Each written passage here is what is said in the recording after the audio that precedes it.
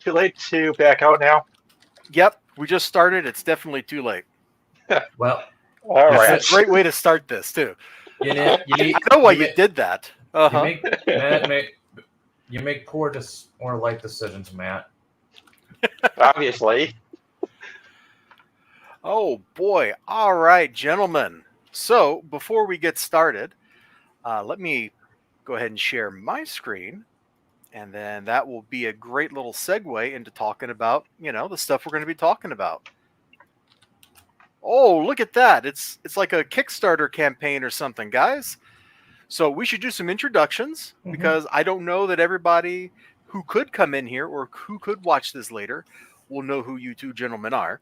Of course, hopefully they know who I am because it's my channel. If they don't, there's a problem here. I'm Elizabar. Hi.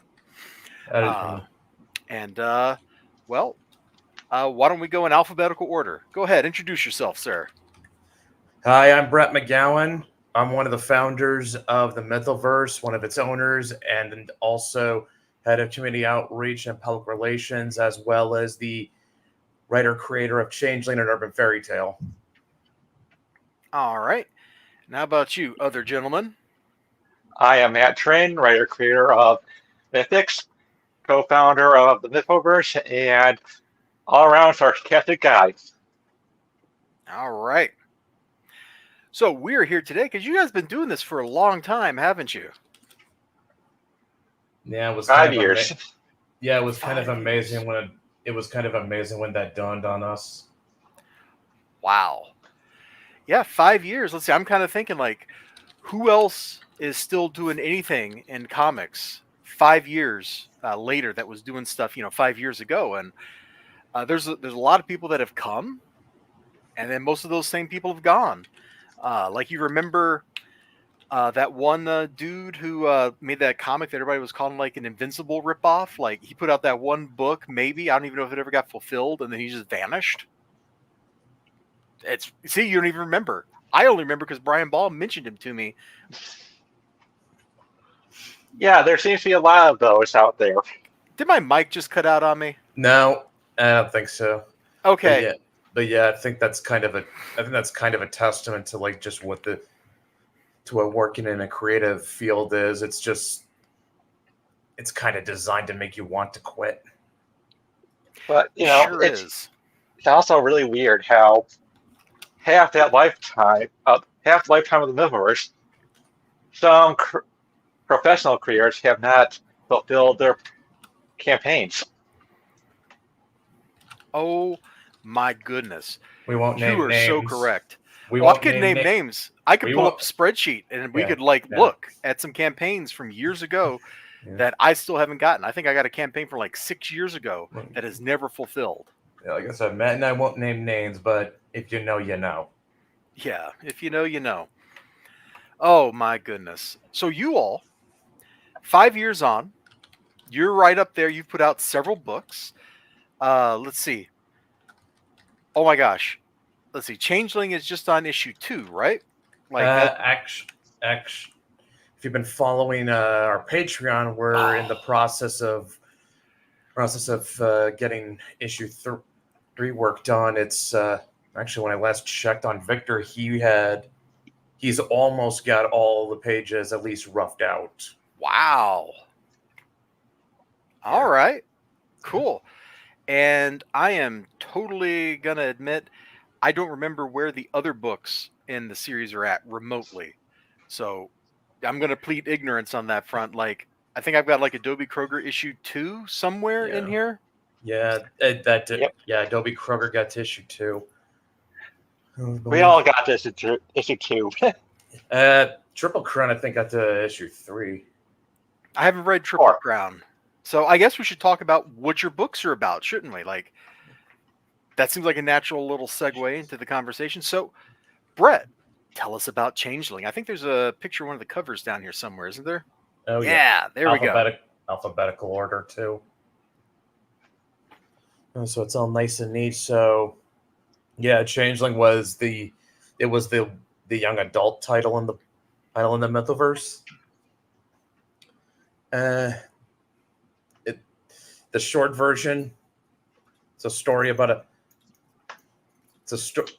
short version is it's a story of a teenage girl finding out that he's actually a banshee, and now she's got to navigate adolescence, since identity and faith and high school. And high school. People tell me high school sucks. I wouldn't know. I didn't go to high school, so I don't really have that experience. But everybody tells me it sucked. Let me guess, you were homeschooled all the way to college? No, I just didn't go to high school. I started college when I was 16. High school was basically going on autopilots and drifting through until you graduated.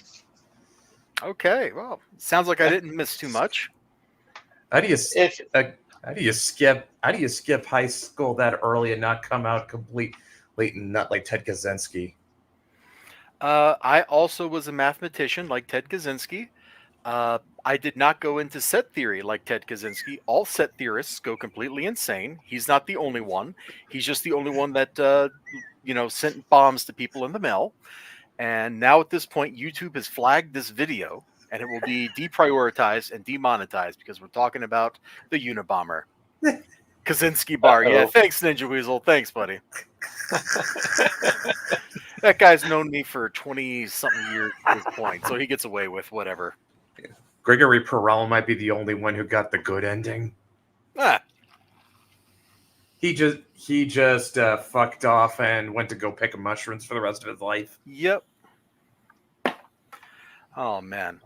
Okay, so Adobe Kroger, coming of age story, young girl finding out she's not who she thought she was, having to navigate not one, but two separate worlds as she moves from being a child into an adult. Very, very interesting stuff. I'm always a fan of books that take a character and throw them into like a whole other weird world that they're actually a part of. Before we move on to other books, I just want to ask you, Brett, did you ever read, there was a book from, I think it was from Image, came out maybe 2018. It was called Sparrowhawk, and it was about a girl who got sucked into the fairy world and was trying to find her way back. That sounds neat. It was pretty cool because it kind of just became Fairy Fight Club. Bit more hardcore than I'd probably go, but the premise alone sounds cool. I definitely enjoyed it a lot. It was pretty neat. Had some interesting stuff in it. And there was another book that came out. I think your mic cut. Chrome. Sorry. I don't use Chrome very often, and every time I do, things get weird. But Chrome is the best thing that works with StreamYard for me, so we're here. Yeah, so my headset actually went beep, beep, and everything got quiet for a minute. I apologize. There was another book that was about Oberon that came out like in 2018, too. That was also pretty cool. So I was just kind of wondering if like you'd seen any of that stuff, and that helped inspire your own fairy story. I mean, your story has nothing at all in common with those other ones, except for the fairy premise. Not really. Like, honestly, Changing was kind of more inspired by anime and manga that I was into in high school. It was also inspired by my interest in just in British Isles folklore, and as well as some things that happened in my own life when I was that age. So it's a combination of several things, and I've actually tried to avoid looking at too much stuff that's within my genre. I don't know if anyone's seen this. I think it was on the Create Unknown. They had Zach Hadel and Michael Cusack from Smiling Friends on, and there's a part you can find the clip on their channel. They just basically talk about like how when you're in a creative field, it's probably best to avoid things that are within your own genre, just because that way you avoid your work becoming too tropey and, for lack of a better term, incestuous. Wow. Dropping them big words. Yeah. Look at you over there. Okay. Yeah. Well, that's cool. I was just kind of curious because your story kind of started right around the time I was like those series were finishing up and stuff. So, okay. That's interesting. Cool. Yeah. And then Matt, you're really going to have to forgive me. It has been a long time since I read the Mythics stuff, and I just kind of remember Investigations. Yes, basically, it's about a young woman named Althea Fletcher who is part of an ancient order that basically keeps a balance between the supernatural and the mortal world. Kind of like with what the Paladins do, except they try to be more secretive. Okay. And, well, we're on issue 2. Issue 3 is probably going to be is going to take a left turn to a degree, but I think it'll be a very good ending for a story arc. Okay. So I gotta ask kind of what's probably the blatantly, totally, completely obvious question. You know, anytime I see people doing investigation stuff and it's a year since, the early 90s, I think, was this inspired at all by the X-Files? Especially when it Uh, involves weird stuff? Actually, surprisingly, my inspiration was more along the lines of paranormal Sherlock Holmes, Paranormal Sherlock Holmes. I dig it. which is also kind of funny because Dan told me when we were talking about our stories that Adobe Kroger is based on Dr. Watson. So you can imagine how it just clicked right there that we had something. Mm-hmm. I can kind of see that, yeah. Now, Adobe Kroger, I remember really liking that book because it had like a good mix of like actiony stuff, and I'm sure you guys have seen some of my comic book reviews where I go like when I was reading Savage Avengers a couple years ago, and I was like, "This comic book is a big, dumb, stupid action movie, and I love it. 11 out of 10. Give me another one." So I'm definitely a sucker for stuff where people are pointing guns at other people, and then that other person just punches them in the face and they escape unscathed. So I remember digging Adobe Kroger because I thought it had a nice mix of kind of a weird setting, the whole, like you said, paranormal kind of thing going on, because she's like empowered by her faith and that kind of stuff, and then a little taste of action. It's a shame Dan didn't pop in here. Like I run into Dan all the time, and he doesn't want to show up. Man, I feel dissed all of a sudden. But I definitely liked his book. I liked the art in his book. I appreciate that all 3 of those books, because I haven't read Triple Crown, but I appreciate that the 3 books we're talking about here all have like a different art style to try to convey the mood of that particular book in its own way. Like I think that's pretty spiffy that you all have artists who draw things and approach stuff from completely different directions. Mm-hmm. Oh yeah, I mean, kind of seems obvious to guys like me and Matt, but I don't know how much the average person thinks about this, but aesthetics, they really do make or break a book. Yes, absolutely. If your book does not have the right mood, like you've just picked completely the wrong artist for whatever your topic is, your book ain't going to work. Period. It doesn't matter how good the writing is. If you open it up, like you could have like this really great writing. In fact, I picked up some books out of the dollar bin from the 80s, and it's like, oh, this is really interesting writing. And then I'm like looking at the art, and it's this terrifying like watercolor mess, and I'm just like, what the frick am I looking at? I can't even stand to look at these pages. They're garbage. Like that has happened to me. Like once a year, I get a book like that, and in that case, it's the art has totally let the book down. I don't think that's the case in any of your books. The art kind of goes with what you got going on. Really cool. So this is where I'm going to invite both of you to talk about your artists. I go in first. I'll let Matt take the floor. All right, well, I'm going to say that I was a fan of Beth's work from when she was doing a fantasy webcomic called The Tainted. Found out that she was open to do comic book works, decided to go right in and commission her. for a project back in 2015, which gave Althea a form, but the story was more proto-mythics, so to speak. And the one thing that I really enjoyed about Beth's work in the fantasy field is how her coloring gives off more of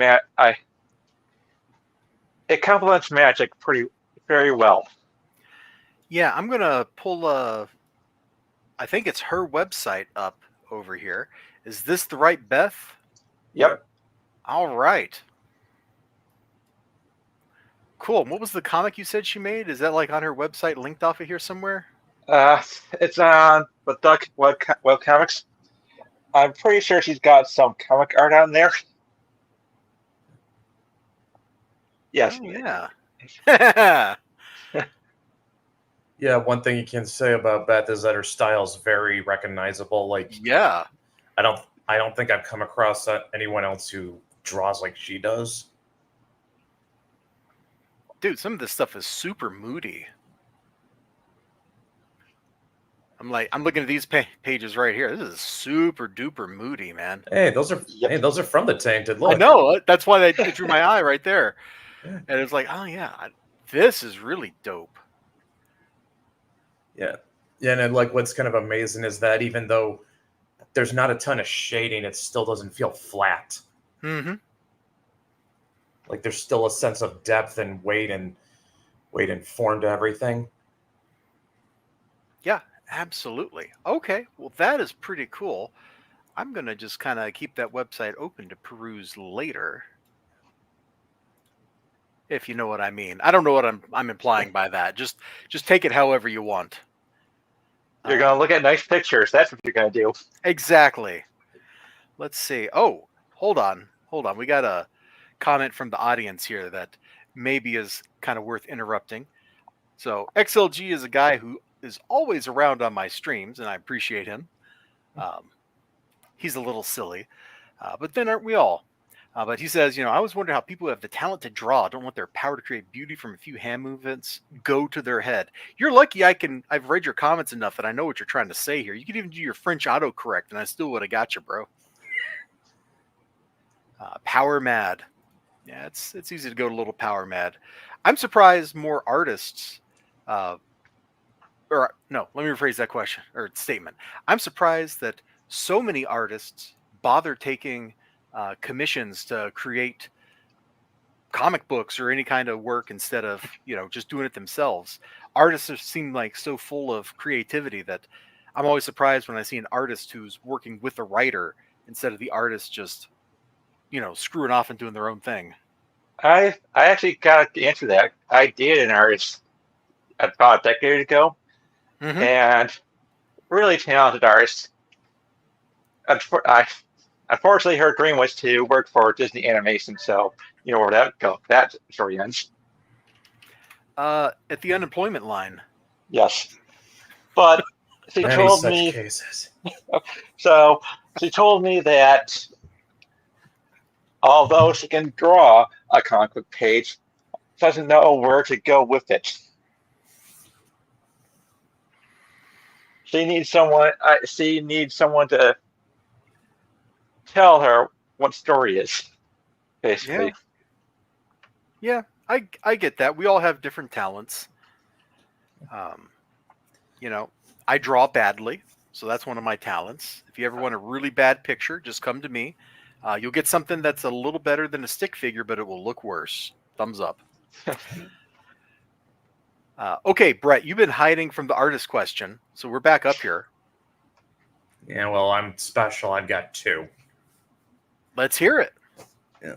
So, Victor, I met through a mutual friend named Hoyer on Twitter when I was trying to get changing off the ground, and I found myself in between artists. And Hoyer recommended Victor to me. I just kind of gave him some things just to try out, see if he was right. I mean, when I saw Victor, I did sort of like it, like out of the gate, because he had a manga anime inspired style that I was after, which and just talking with him and just trading ideas with him. Like the two of us just really clicked. And because I knew that Changeling was going to need some really dope ass coloring. All right, and this not me putting him down. Even Victor said like this that this wasn't something that was within his wheelhouse to do at the time.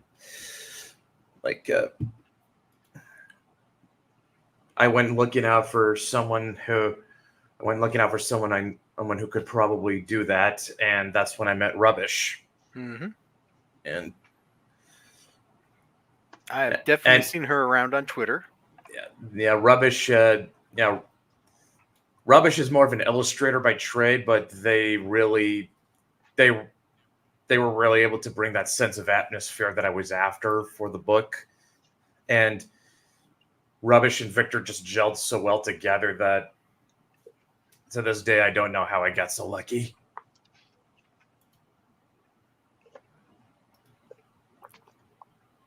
Did I get Rubbish's gender right? For some reason I feel Rubbish is female. I have no idea though. The Rubbish goes by they now. They? Okay. All right. Then we will use that if I need to pronoun, although I probably won't. Yeah. Definitely seen Rubbish around on Twitter, and I have not seen Victor around on Twitter, but I think I just found this cool Mega Man looking piece by a V Campan on Twitter. That's him. So that's him. Yeah, that's him. That's him. Yeah, Victor.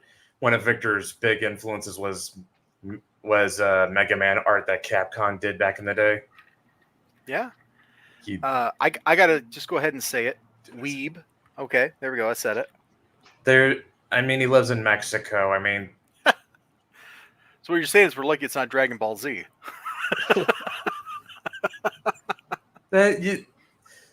Well, it was. If it wasn't gonna be Dragon Ball Z, it probably would have been Saint Seiya. Yeah, fair enough.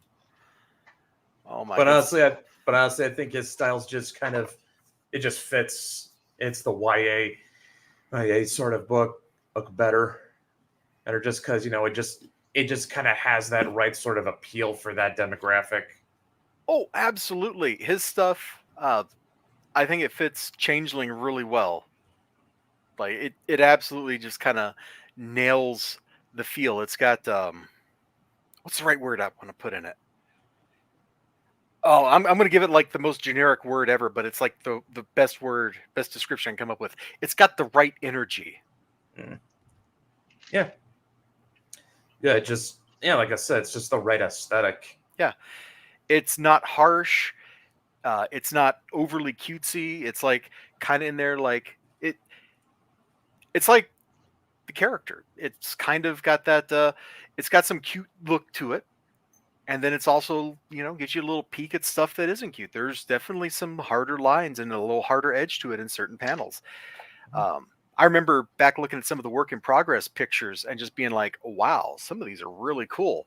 In fact, I think I did a video on one of them because you were like doing weekly updates or something. And I was like, oh man, look at this page in this update. Isn't this really baller?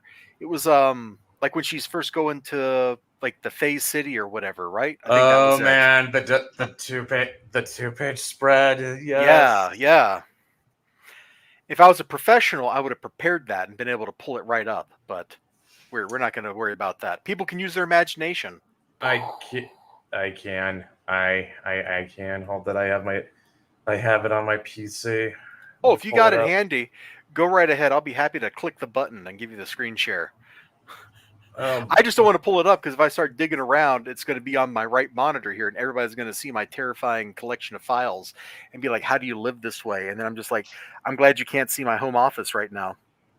It's just God, the amount of time that was spent on that one page alone. It's like, I mean, it was it was still worth it, but it's like, let me put it this way: if I had the opportunity to go back and do it over, I think I would have waited till the book was done before starting the campaign. All right, I'm going to hit share right now. I'm waiting for it to pop up. Or do I have to take my share away before yours will? Oh, there it is. Add to stage. There we go. Yeah. You have the power. Yeah, it was like this. And I'm like, Yeah. that's pretty cool. I forget if this is the one I used in the video, but I definitely used a big, beautiful spread like this somewhere when I was talking about those updates. Yeah, like I said, it took rubbish was a total perfectionist about this panel, because like there were multiple points where Rubbish could have just stopped and called and it would have been good enough, but Rubbish wanted to take it just beyond just being good indie art, which and like I said, I think the final result was worth it. It's just how I might have done. I would have just probably done the campaign differently if I had the opportunity to do it again. Oh, I found the page I was thinking of. Yeah. It was in the PDF. It's page 14. It was the one with the fairies and the leaves and stuff. Hold on. Yeah, that one. Let me steal the share back. This one. Yeah, that one was. It was this one because I was looking at like this detailed stuff in the foreground and all the detailed stuff in the background, and I'm like, holy crap, that's a lot of work. Mm-hmm. Yeah, I'm pretty sure this is the picture I was using in the video where I was talking about those It might have updates. been. It might have been. Because I was blown away, like when I saw the line work, even before the colors got painted on top of it. I'm like, wow, this is cool. Yeah, I mean, like, how many indie books do you see do spreads this intricate? Honestly, not that many. I could go dig out some indie books and show you the backgrounds in them, and you'll just start holding your head in your hands.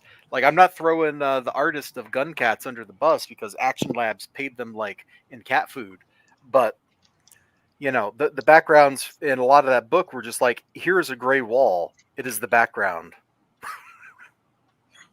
And that would be it. It's like, oh yeah, they're in a restaurant. It's a gray wall. Okay, this is the gray wall restaurant. Got it. Whereas here, you're looking at this stuff and look, oh my god, like look at all this. Look at all there's like swirls and stuff back in there, dude. Hold on. Zoom, enhance. Well, we tried to zoom in and enhance. It didn't really work. I just got to drive the bar a little to the right. There we go. Like, look at all this little fiddly stuff back here. Like, come on. You didn't have to do that. Nobody had to do all this little swirly stuff. This could just been like a solid yellow or a gradient or something. I told Rubbish stuff like that, and they just insisted no. And Rubbish just insisted on just going above just good indie art. Honestly, if you have a late campaign, you gotta go all the way for it. Yeah, like I said, yeah. Honestly, like I think that the fact that we kept the lines open as much as we did probably smoothed a lot of it over, because I don't think anyone really complained that much about us being late, if at all. I don't remember seeing any complaints about that on Twitter. Not that I really go out of my way looking for other people complaining about stuff. I usually see people complaining about the same thing I'm complaining about. But I definitely remember seeing, you know, your very steady drumbeat of here's an update. Here's an update. Like it was at least once a week, I feel like, for a long time of here's the update. Here's what we got. Here's a new page. Here's that page, you know, the next week. Here's that page with colors on it. Hey, here's that page with even more colors on it, you know, and you just kept going. And it was very steady. And it made sure that some dude, had some idea where things were, what was going on. You know, you see some campaigns and they just go, there's like bad news and they go radio silent. And it's like, where's the book? What are you guys working on? Drake, where's the book? Oh boy. Yeah, I can't imagine how some creators will be that late on campaigns that make thousands upon thousands of dollars. Again, we'll not name names, but you guys probably know. Oh, I'm about to name names. We're naming a name right now because if I don't bring this up, since we're talking about late books, Brian Ball will hunt me down and kill me like a dog. So I have to go bring Nina and Ariel over to the right monitor here so that everybody can see the shame. I knew you were going to say that. I knew you were going to bring it up. Here's the really infuriating part, though. I already have this book. I backed it on Kickstarter. I got it like a month later. Yeah. Really? I don't know why the Indiegogo is like 4 years late. It makes no sense. The book was 90. Yeah, the book was 90% done. You know, I feel like if you're a comic creator on Indiegogo, you're screwed. Because you got creators who are always late, and they tend to be on Indiegogo. You're not wrong. Hold on. I'm looking for the PDF of the book right now, and I'm not finding it. But I do own this book. I have a physical copy of it. I can go dig out. I mean, I believe you. It's just, man. I got a review of this book. Like, I think I saw that. Oh God, it's not here. Okay. I've apparently filed it somewhere where I'll never find the book in my comic folder. So whatever. You'll have to take it on faith that I indeed have a copy of this book. But yeah, the Kickstarter edition of the book was done. It fulfilled like within a month of when it was supposed to. Like, it was not a late book. And then the Indiegogo campaign, we're on year 4 of waiting for this thing. I'm probably like the last comment on here or something. Oh, here we go. There's Daquan Jenkins right there asking about the book. I think Daquan might be even more angrier than Brian Ball. Yeah, you know? Oh, God. So, yeah, and there's like no updates on this thing. That, like, Ed Benes has not put out updates on this book in not only just not in a regular fashion, but not even in a sporadic fashion. Like, I think we're probably like a year in without an update here. Yeah, 1 year ago. The book is still live, guys. 1 year ago. Where's the book? Oh, look what's in the description. Look what he blamed it on. COVID-19. Yeah, he did. And like, he was very open and honest about that for a little while. Like, when the pandemic hit and stuff like that, like, he was like, hey, this has slowed down production because of like these reasons and stuff. Like, I guess print shops and whatever just weren't open. But it's like, where's the book? You only had to draw like 8 pages or something to tack on to the end of the book. And even then, okay, so you can't. So print's going to be a little delayed. Okay, fine. You can still send out a PDF so people still have something. You know, the thing is, I'm a nobody. I admit it. But when Mythics issue 2 was funded during the pandemic, we got the PDF out as soon as possible. And then we were late on the physical, but that had to do more with the pandemic shutting down printers or causing them to have a total staff of 5. Mm-hmm. Yeah. Yeah, we made shipping out a PDF to all backers, regardless of what tier they back at. Yeah, one of our crowdfunding policies as far back as the first one, just because, hey, at least the backers get something to hold them over if there's a delay. Mm-hmm. Communication in all this stuff is super important. I don't want to turn this into like Elizabar complains about all the creators who have wronged him over the years. But, I got a dude who he fulfilled his first campaign, like, pretty much without a problem. And the stuff is definitely like indie tier. It doesn't look as good as some of those spreads in Changeling, but it doesn't look terrible either. Yeah. And, I backed his next campaign, and here we are 5 years later. And I think the guy might have died, like, at this point, and I still haven't got my books. Yeah. Like, the last time I talked to him, he was in the hospital in China, and that was before the pandemic. Oh.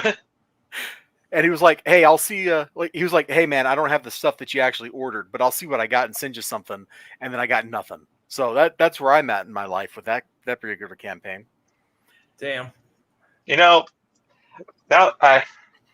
the funny thing is, we're talking about late campaigns, and I just got an update from a book I back in 2020. It was it's a history of Babylon 5 kind of book. Ooh. Yeah, and I was supposed to get it back in 2020, but pandemic happened, and the guy doing it has had 154 updates, and I think he's finally finished. Okay, I'm doing some quick math in my head. So 150 updates over the course of about 4 years. That's like 40 updates a year. That's almost on a weekly schedule. That's not bad. Yeah, It's something at least. yeah. When you got someone with a late campaign, they gotta keep some kind of update schedule. Yeah. And I guess with what I've noticed from a lot of campaigns is that they don't care if you don't have anything, just let them know you're still thinking of them. Yeah, exactly. Like the update doesn't have to be substantial. It's just like, hey guys, here's where we're at. You know, I put some pages together in the PDF and did color corrections. It's super minor. You won't notice. Like, okay, cool. I'm glad you did something. Let me know next week what's up. Oh, my Discord dinged. I bet everybody heard that. Let me mute that. There we go. Oh. Now, you know, we've just assaulted people's ears. It's okay. All right, so I'm going to shift topics a little bit here, get us kind of back on track. Because while the kvetching and that kind of stuff is cathartic, we're here to talk about your stuff, not other people who may or may not suck at the moment and who we may or may not be angry at. Tell me about Triple Crown. I know it's not your books, but it's your book, as in your company, you know. Yeah. Tell me about it. Like, I don't know anything about it except Dan wrote it, and there's race cars. Not just race cars, Formula One. Okay. Well, F1 cars, fine. Totally different thing from NASCAR. I didn't say NASCAR. I didn't say stock car racing. I said race cars. Yeah. Okay. So yeah, their F. So yeah, it's about Skip Sparks, who was an up and coming, F1 racer. And it's basically her quest to obtain championship at the Indy 500, the Monaco Grand Prix, and the first 24 hours of Le Mans for the coveted Triple Crown title, which is an actual thing. Dan did not just make that up. Well, I knew that. Maybe people who were watching don't know that, because in the United States, Formula One racing is not that big. They keep trying to bring it back because it did have a little stint of popularity back in the day, but that was like the 60s.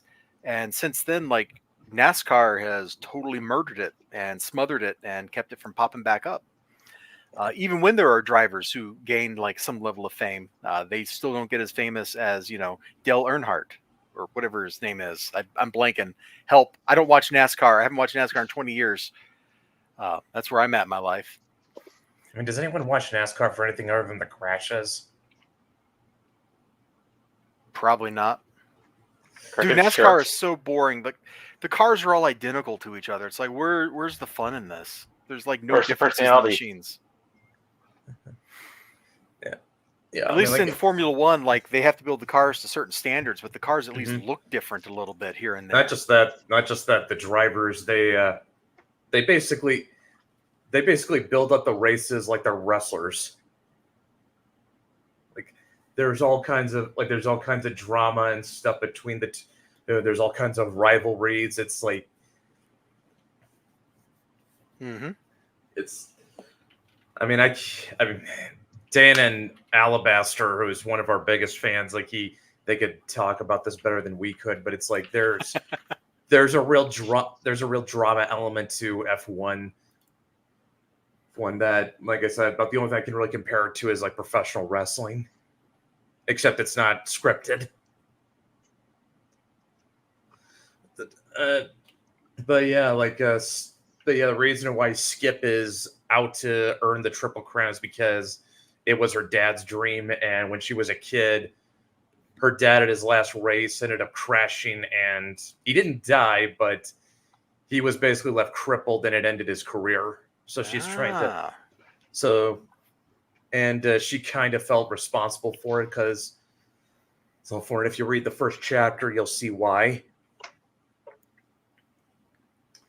Okay. Triple Crown's the unique outlier because it's the only one that doesn't have any fantasy elements like it is a straightforward racing manga. Oddly enough, it's our most popular title. At least on Global Comics. You know, I could... Oh, it's on Global Comics. All of them are on Global Comics. Oh, really? Okay, I should go check that out at some point, because while I think I knew that, I think it's also kind of filed away with how Cody Fernandez's stuff is on Global Comics. It's like, I know it's there, but I never go to Global Comics. But I haven't read Triple Crown, so, you know, that kind of interests me because it would be new material. Oh, yeah. Yes. Yeah. And I think at this point in time, it's up to its third chapter. Yeah. It's on its fourth. You sure? Because let me double check that. Double check that. Because I could swear it was like only up to its third. Okay, so let's see. No, I don't want it. No, I don't want you doing that. Oh yeah, there it is. Look at that. Yep. And it looks like we started. There's one page for free in chapter 4, so just the cover, I guess. Yeah. So that probably means in production, you're probably about halfway through the book. Neat. Yeah. Huh. Well, that's pretty cool. I shall also keep this web page open for later, if you know what I mean.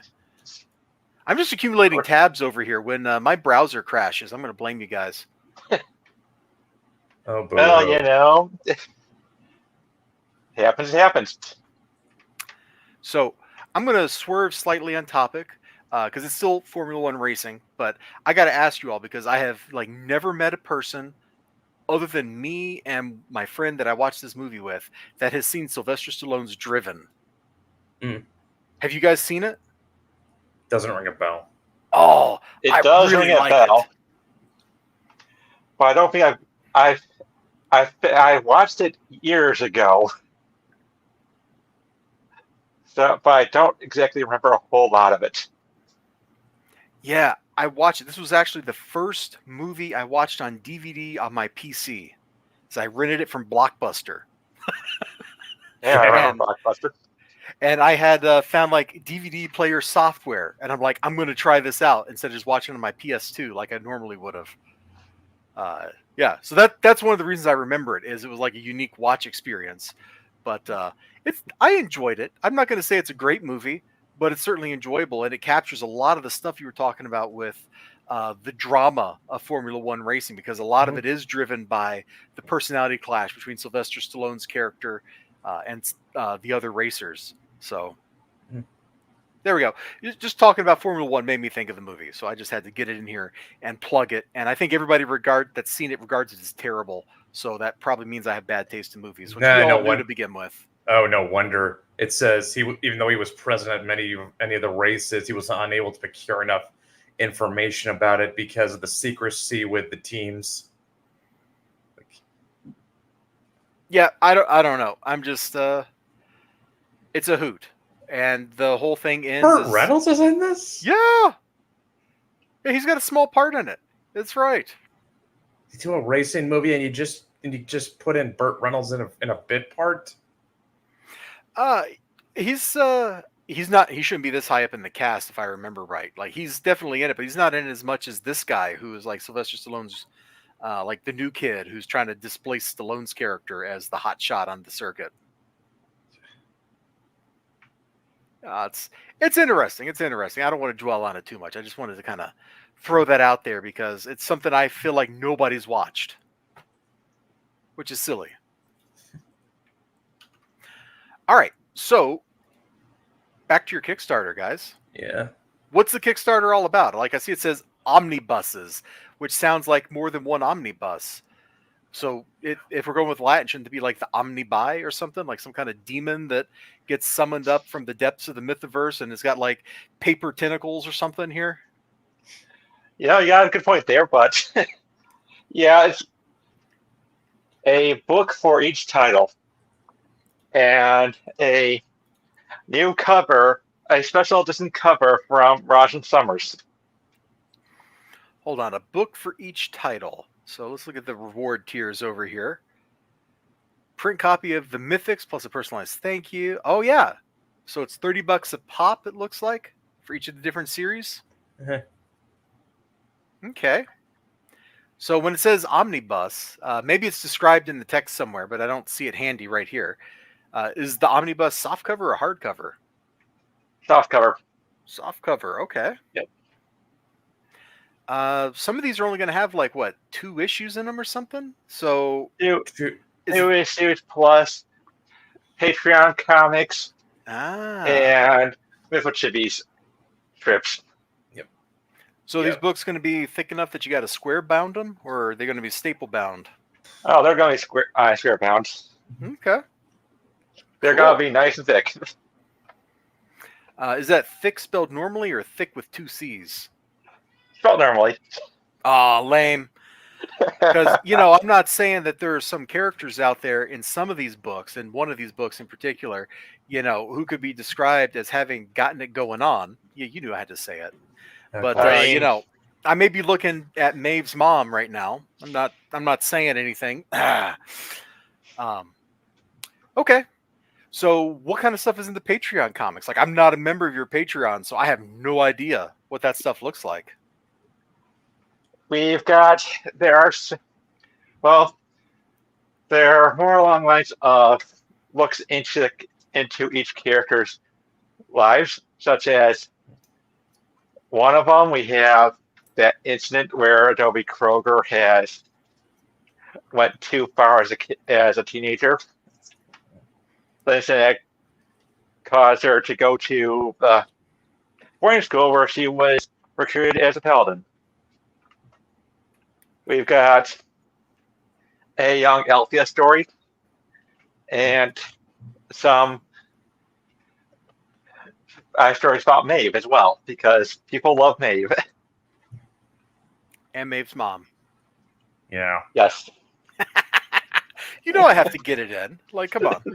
It had to happen. Yeah, I was waiting for that. Then I guess you should probably scroll down to the last tier. Oh no! What's the last tier?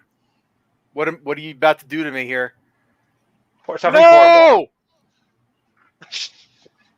No! How could you do this? Not enough people backed when we were collecting signups. It was their fault. Yep. Oh no! Oh no, she doesn't feel very good, Mr. McGowan. You're a monster. You're an inhuman, soulless engine of destruction. All right? Oh, what took you so long, idiot? Oh boy. Okay. Hey, I remember, so you guys can tell me if I'm totally off base, all right? But I think when I backed like some campaign, I got like some comic that was related to one of the characters, and it wasn't like one of the main books. Was it like by Forrester or something? I don't know where it is. It's a book that got misplaced.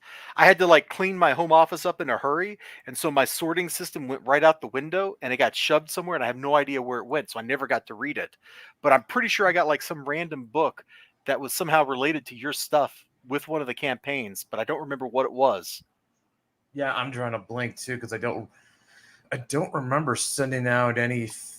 Because about the only other extras I sent out with the Changeling 2 campaign was the poster, I believe. I may just be misremembering. That's entirely possible. Like, this was more than 5 minutes ago, and I no longer have a memory because the pandemic killed it. It took it out back, It Yeah. beat it to death, and it's just like if it's not on my phone right now, I don't remember it. So that being said, that being said, yeah, Forrester's done a comic or two.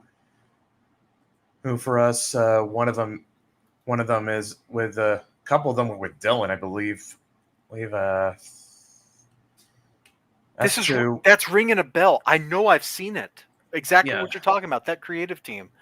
So I probably have a copy of it here somewhere. But God help me if I ever find it. Yeah, as to whether or not it was included with another campaign, I can't remember. Oh, maybe somebody just sent it to me. That happens sometimes. Like, you guys have seen Manny Shape on Twitter, right? Doesn't ring a bell. No, you haven't. Okay, he does this crazy comic book about a orangutan in the Vietnam War. Oh, I think I know that guy. El Crudo is the name of the book. Yeah, I think I know that guy. And now it's going back. Yeah, anyway, he just randomly sends me stuff in the mail all the time. Like, he just sent me a novel, Psychodrome, and like a comic I never heard of that's about like wrestling. So, I wouldn't be surprised if somebody just like sent me something too to read, and then I was an asshole and misplaced it. So maybe that's what happened. I don't know. Anyway, not to dwell on that, because tell me again why we got to save Sasha. Why are you killing her?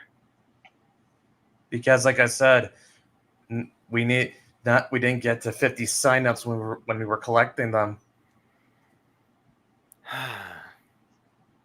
So now we got to give them another shot on, and it's getting 10 people to back this tier, and we're already halfway there.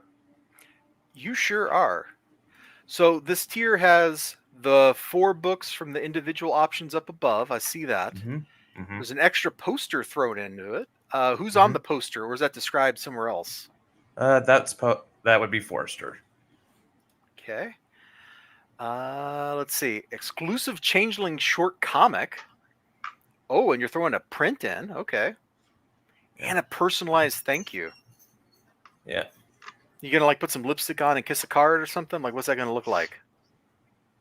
It'll probably just be some cute art. Yeah. Okay. Art with me and Matt's signature on it. Coolness.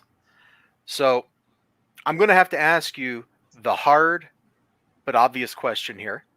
Mm-hmm. So I see estimated delivery September 2024. I'm just thinking back to the Changeling campaign where, let's just say that the estimated delivery was off by an order of magnitude or two. Yeah, well, the difference is 90% of the material here has already been done. So right when we go to fulfillment, Matt can pretty much hit the ground running. Yeah, I've got the printer right. The printer moved location, so I've pretty much got them right across the street from me. Yeah, and also something that I learned from the Changeling 2 campaign was that from a logistics standpoint, it made more sense to leave fulfillment in Matt's hands because he's in closer proximity to the printer. Okay. Is this the same printer that for this campaign that you've used for your previous books? So one we've started using since how long have we been using Comics Wellspring? Since 2020. Yeah. We kind of had to move away from Kablam because they were dealing with another Kickstarter which they had to do thousands of copies for. I think you know the guy who ran that campaign too. Oh, Kablam is. I have a love-hate relationship with Kablam. In fact, I have a book from Kablam right here that's still in its box. I haven't opened it up yet. I just got it yesterday. So I'll probably open that up tomorrow on stream. Not sure what's in it. I mean, I know it's going to be a rags thing, but I have no idea what the rags thing is. Like, I just say, give me a book, and then I get a book, and it's always a mystery to me because I forget what it is by the time it gets here. Which is an interesting business model. So, actually, on the topic of business models, tell me about your Patreon. Okay, so yeah, Patreon's just basically where it's meager, but it's steady. And all we're doing right now is just posting work in progress for everything we're doing. So anytime we've got some new art to show off, the Patreon members get the first look at it. New Kate Dracula comics sneak peek. Ooh, that's it. Yeah, that's based off a character in Changeling who we gave a one shot to, that's she's kind of become a spin-off character in a way. well, a lot of great stuff comes out of spin-offs, man. Oh yeah. I'm not saying that Family Matters is like the best sitcom ever, but it was a spin-off from Perfect Strangers, another sitcom, and it ran for God, how many years? 7 or something. A long time. So, spin-offs can be a good thing. You just got to make sure you put the love into them that you would put into the original. Yeah, look at this. You got a lot of updates here. May 13. I update like every Monday. Yeah, it looks like there's at least weekly updates, and sometimes it's a little more frequent. So that's pretty good. Mythochibis, Volume 2 cover. Oh, man. Your eyes do not deceive you. Oh, I need sharper glasses, I guess. Oh, man. So, yeah, you got weekly updates with whatever you guys are working on, huh? That's pretty cool. Mm-hmm. Oh, yeah. Now, is everything from the Patreon digital, or do you ever send out physical stuff? We're in the midst of getting out Mythochibis Volume 2. Oh, yeah, I guess I could have read the freaking text right here. And access to print editions and new comics every quarter as soon as they become available. So that's pretty cool. Shipping stuff out is not an easy thing. Even if you got somebody else printing it and mailing it, it still ain't easy. That's a lot of work to get all the coordination down. I work in the logistics industry. It's very unsexy, to put it nicely. It's unsexy, but it's necessary. It sure is. Access to our Discord is included. Aren't I in your Discord? I guess I don't have like the swag though. Yeah, you are. Yeah, I mean, I think you were part of the original group that got grandfathered in from the first Kickstarter. Oh yeah, there you go. You even tagged me right there in the community announcements. Yep, swanky. Yeah, I was like, I know I pop into their Discord like every quarter or something and just poke around a little bit. And sometimes I see something amusing. Yeah, there's a lot. It's that Discord is pretty wild. Most good Discords are. Let's see. We've talked about your Patreon. We talked about the campaign, the rewards. I'm kind of going down my mental checklist to make sure I got the stuff I wanted to get to. Here, we talked about your influences. I guess we could take questions from the chat if anyone's got. Oh Lord, you don't want to take questions from my chat. XLG is just going to ask you weird questions like, "What do you think about the next Alien movie?" Oh wait, that's the question he was asking. Look at that. Actually, yeah. How do you feel about the upcoming Alien movie? I don't even know the title. Apparently, they made one like 5 years ago, and I didn't know. I saw Prometheus, and that's the last Alien movie I've seen. Alien Remnants, the movie that's being done by the director of the Evil Dead reboot, which you liked. Yeah. Well, I don't know if that translates into a good Alien movie. Oh, yeah, look at this. Let's see. I saw Prometheus. Oh, no, I take it back. I did see Covenant. I hated it. Everyone did. That's right. And you're gonna be like, you're a weirdo, but I actually really like Prometheus. I've never seen a movie depict scientists the way they actually are before. You mean making bad decisions? The absolutely stupid biologist that goes to pick up the frickin' alien snake with his hand. Okay. I know people that are like that. Like that's exactly how freaking biologists are. They're all like that. They're crazy. That I can buy. Yeah, I forgot about Covenant until I saw the name here. Dude, that movie stunk. Well, from what I heard, it was all Fox doing their usual studio interference. Ridley Scott didn't want the Xenomorph. Fox told him to do Xenomorph, and Ridley Scott said, "Well, I don't care anymore." Yeah, because he decided to go off and make his Napoleon movie, which was absolutely mid. Oh no.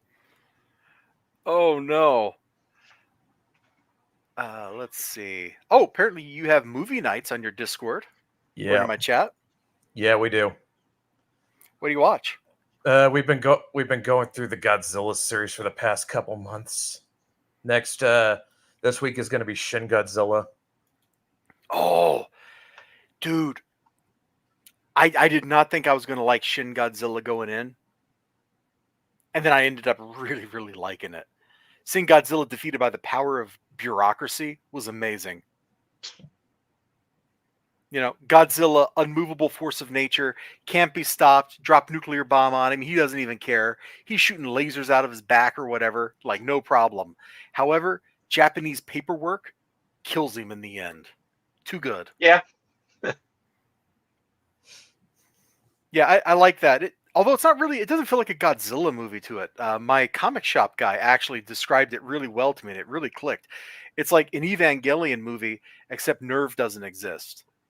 And I so mean, it's just Japan doing their thing. And I if mean, you it look was- at the director, yeah, Hideaki Anno.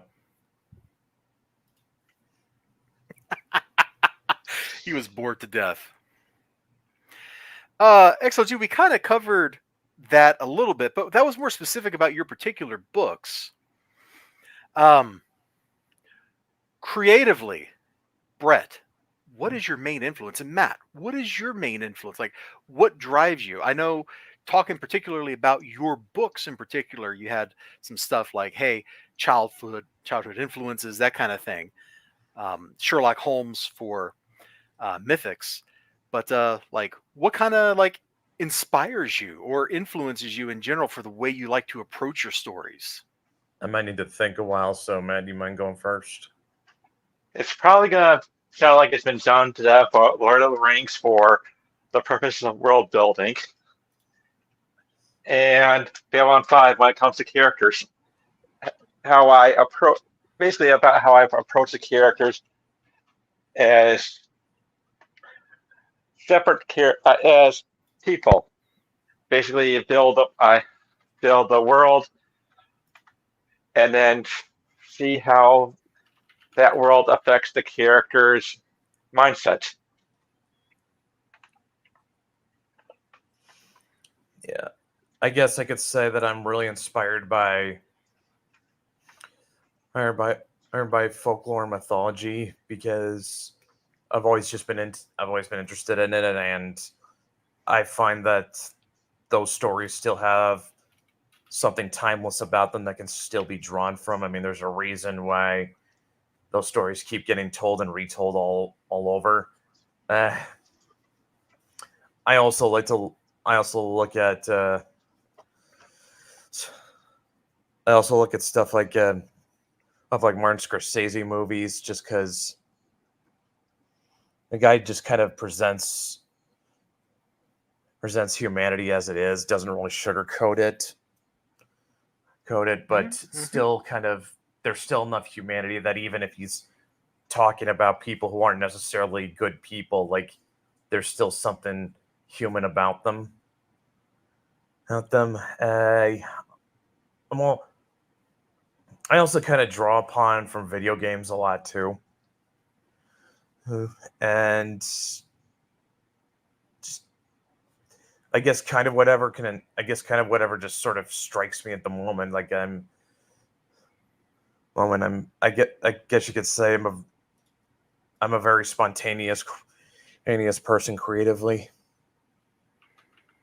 Spontaneous person creatively. So that I'm going to ask a follow-up question based on that statement. Does that mean when you go into a project, you don't do a lot of planning and you just start writing? I kind of start out with an idea of what I want it to be, but I sort of have to figure it out as I go. Oh, like I'm not like I don't like Matt is a more detailed planner than I am. Uh, I always the best way I can describe my process is I kind of have an idea of where my destination is, but I don't have a map, and I'm figuring the way out as I go. Mm-hmm. So chat has another question I'm going to follow up on in just a second, but I know you kind of answered for Matt as part of your answer, but I'm going to just pose that same question to Matt. Like when you go into writing something, how far out do you have it planned before you actually start putting, actual words down on paper? I plan out pretty far ahead in advance, but I'm also flexible enough to throw it out if needed. Okay, fair enough. Let's see. So XLG asked, do you do brainstorming together where you pitch ideas back and forth? All the time. Yeah, I kind of figured that was going to be the answer. Yeah, Matt and I are. I mean, it's not just stuff. It's not just stuff related to the comics. Matt and I are always constantly trading ideas on how we can run the business more effectively too.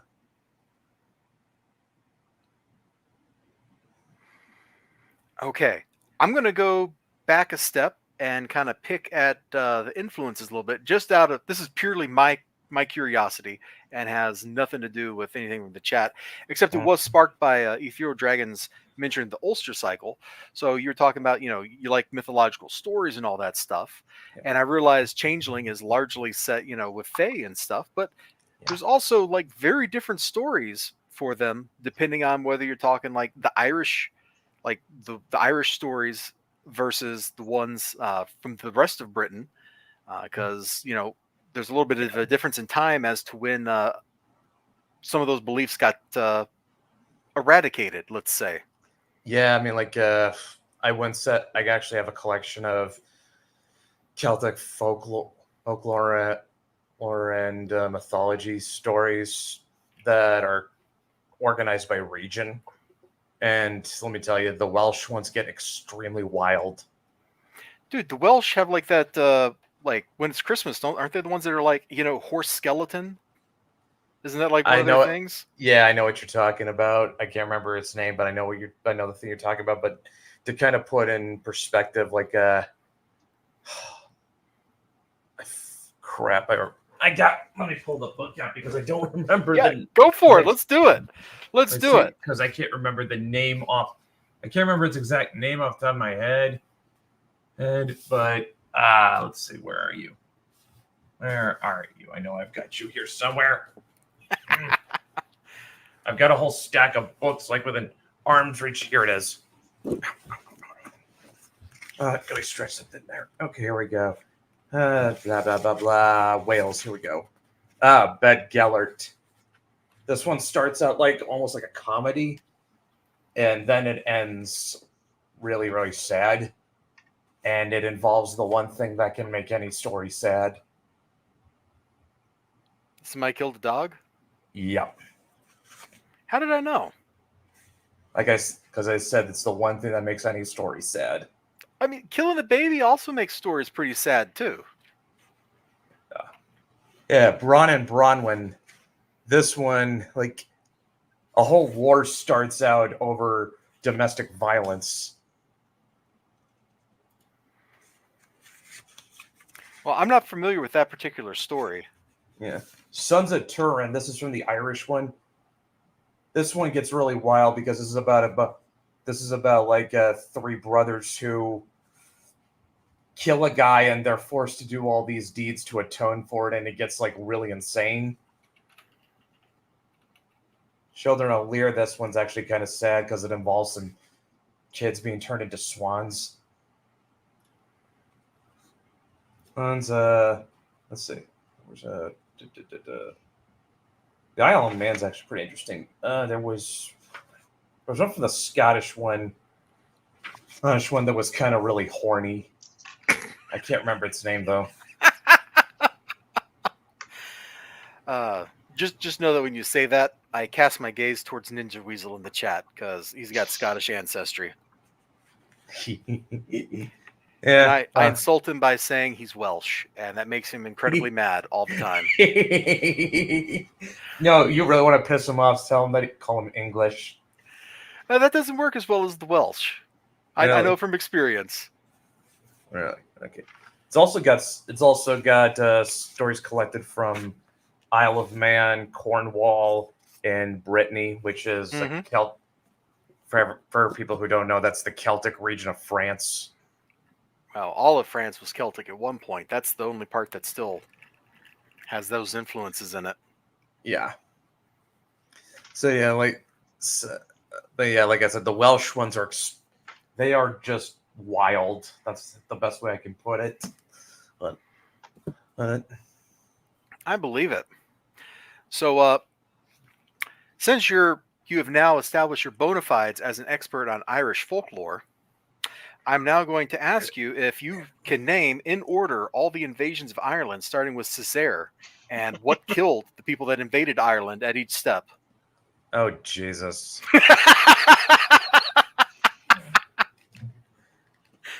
I should set the record straight that I did not claim any such. You had a book. That's all you needed. You're now the expert on the stream. Yeah. Look, I should set the record straight that I made no such claim. Eliza Barr said that. Mm-hmm. But know, this is like a court of law. We've established your bona fides. You showed expertise. The court has accepted you as an expert. Actually, no. The real question. I don't really care if you start talking about like the Nemedians and stuff, but like, explain the goddamn Fomorians to me, okay? Okay, so the Fomorians are they're the ancient enemy of the Tuatha De Danann, the gods of the Celtic pantheon. But they were fighting people before the Tuatha were in Ireland because they fought the Firbolg and the Nemedians. In fact, they're the ones that killed off the Nemedians. Yeah, but it's kind of unclear where they come from. Other than that, about the most you get as an origin for them is that they're from the sea. Yeah, that's all I know about them. Yeah, so like this is just my guess, as people do not quote me on this because I'm not entirely sure. I'm taking that to mean that I took that to mean at least in a historical context, because I mean, if on a long enough timeline, history just turns into mythology. Anyway, I took that to mean that whatever the Fomorians were in real life, they were probably sea raiders, like Vikings or something, which does kind of gel with the history of Ireland, of the British Isles. We do know that the Vikings raided the Isles a lot. Mm-hmm. There's probably centuries of history on them that we have before we started recording the Viking Age. Dude, all those people were raiding everybody. Like the Vikings were raiding people in the British Isles. The Irish were raiding, the larger islands. They were raiding France. Like, it's all over the place. So I'm going to show you how I first started learning about Celtic mythology, and you're just going to look like through the screen at me and just be like, "Really, bro? Look, I bought a video game. Okay." There's worse ways. So you've probably heard of like Koei. I guess they're Koei Tecmo now because they merged with Tecmo like 15 years ago.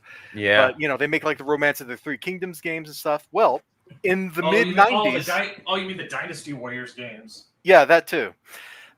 They published a strategy game based on Celtic mythology. And so you would pick like one of the warlords and you would have to deal with the Fomorians raiding you. And I've been like, who the bleep are these guys? Like ever since. And that's like the end of the game, which I never reached, is you have like the final showdown with Baelor and, defeat them once and for all. So funny you should mention that when I was doing the 8-hour marathon stream for the day we for the day we launched the Kickstarter, I was playing Kings of Amalur, and one of the bosses was called Baylor. I mean, and he was just this big lumbering monster with a single eye that had to be hoisted by cranes, which I really love. That's actually in the mythology. Like, that was a nice little nod. Like, he had to have someone actually physically open his eye, and it would just shoot basically a death ray out. Wow. That sounds fun. I think I Yeah. own that game. I should play it at some point. Yeah. All right, we're going to turn back to Mythics-related topics because XLG had a question about Sherlock Holmes stuff, and I also have one of my own for you, Matt. Okay. So XLG, being the unique person that he is, bless his heart, asks, oh, he's asking Brett, but he really means you, Matt. Sorry. He asks, do you Okay. prefer Elementary's take on the detective, or do you prefer the BBC or the other show? I forget which one was on the BBC and which one was the American show. So Elementary versus Sherlock from a few years ago. Which do you like better? I know how he's going to answer. I think Benedict Cumberbatch does a better take. And I think that also has to deal with the fact that he knew Jeremy Price well. Okay. Yeah, Mr. Cumberbund But, or yeah. Cumberbatch or whatever. I've made fun of his name so many times I don't remember what his name actually is anymore. So that's a me problem. It's a weird name. It's a very English name. It sure is. Like I said, weird. My question is, what is your favorite Sherlock Holmes story? I've read a few because I have a volume of Sherlock Holmes stuff somewhere around here. So I've read a few, but I can't remember any of their names. But like, is there one story you really liked? Like, I like the one where Holmes was investigating this guy who was kind of like wealthy, but his day job was actually he was a beggar. Like, I kind of like that story, but I can't remember the name of it. Do you got like a favorite Holmes story? Yeah, I think I have to say that's a tie between A Study in Scarlet and The Hound of the Baskervilles. A Study in Scarlet is basically the origin story. It's all about Dr. Watson first meeting Holmes, and then finding out that Holmes has no idea that the Earth revolves around the sun because that's not how his mind works. And with Hound of the Baskervilles, you kind of get Watson on his own. Mm-hmm. So you get to see that Watson is no slouch when it comes to being intelligent.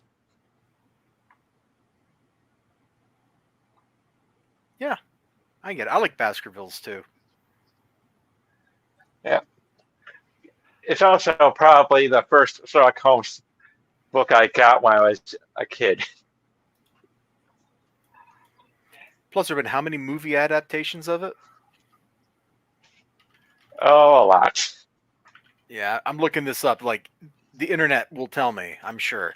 Hound of the Baskervilles, Wikipedia. Let's go. What do we got here?